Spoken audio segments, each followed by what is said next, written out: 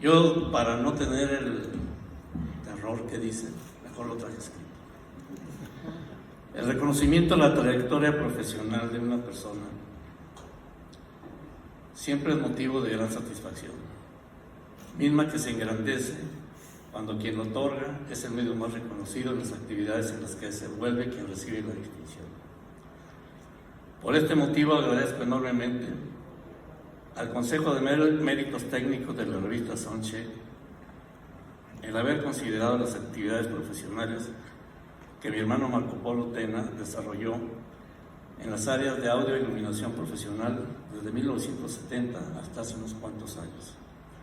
Tiempo durante el cual, como uno de los pioneros en estos rubros, vivió y compartió una serie de experiencias, coadyuvando así al desarrollo de esta gran industria del entretenimiento.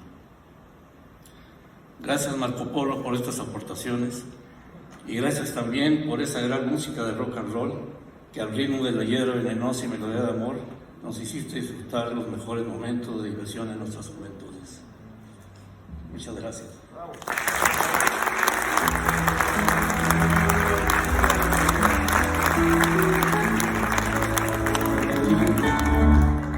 La nieta mayor de Marco Polo, Ana Luisa Tena, que nos acompañara para recibir este agradecimiento, es la nieta que sigue junto con su hermana Isabel Tena la parte artística de mi hermano. Algunos la conocen, estarán por ahí en las telenovelas. Y si quieres decir algunas cosas. Pues muchas gracias por el reconocimiento, les agradezco mucho y pues yo mejor que nadie les puedo decir que pues el día yo me inculco muchas cosas, dentro de eso el amor al arte y la música. Sí,